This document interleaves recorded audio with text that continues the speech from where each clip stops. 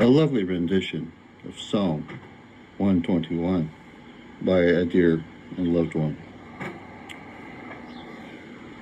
Sisters and brothers in Christ, always look to the mountain from which your strength comes. The Hebrews had many words for God, many names, but the true name was not to be spoken. So they used comparative names. El Shaddai The Mountain is one example, the mountains. So if you wish, the hills.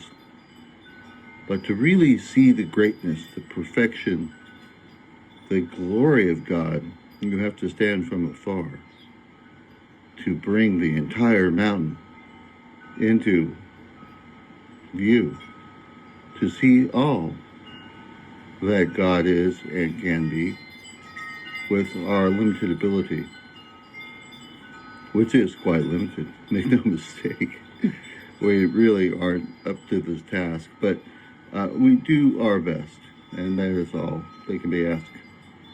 And that is all that is asked. Do what you can. Stand at the distance and witness the beautiful mountains. Here in the United States, we have some of the most lovely mountains known to humankind. They're called the Tetons, and they are astonishing. And there's a place in the Tetons where some people find their way. It's a kind of a long walk. But you see, the Tetons rise up out of nowhere, and then suddenly the horizon. So you can walk down to this ancient gap in the mountains, these towering obelisks of deep, deep gray granite and perfect white snow. And there is a spot, and you can stand there, and you could look out across the plains all the way to forever. There's no end. And you stand in the arms between the great two mountains that frame this sudden gasp into the endless horizon. And as the stars come up and the night grows deep, and you see the sky turning over this place, it is very hard to deny the hand of God. In fact, only a fool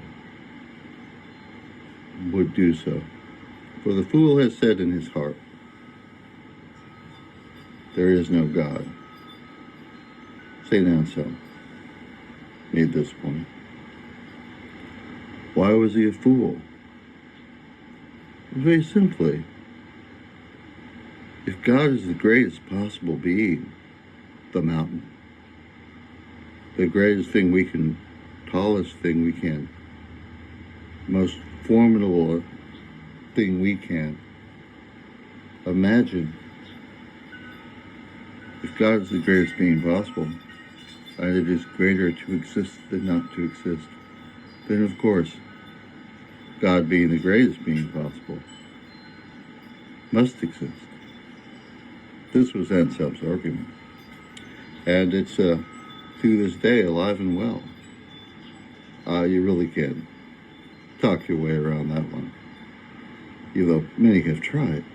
And I extend my sympathies to them. I've even myself attempted this effort. Jesus famously said that if you believe, you can move mountains. What did he mean by that? Did he literally mean we could lift up a mountain if we believed in God? No. Jesus was speaking of El Shaddai. If we believe And God knows it, that we can move God, El Shaddai, the mountain,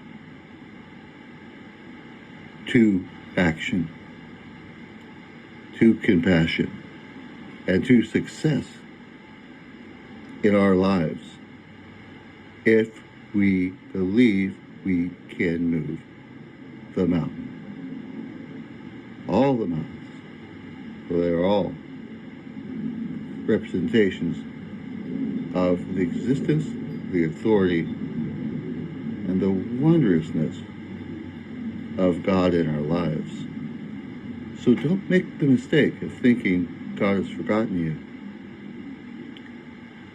Don't make the mistake of not believing in El Shaddai, the mountain. The mountain is waiting for you to look at it in wondrous contemplation and know that above the mountain is the sky, endless and infinite. That is the mind and the attention and the compassion and the love that God offers you. Believe in the Lord. Make no mistake. And you can move that mountain. El Shaddai.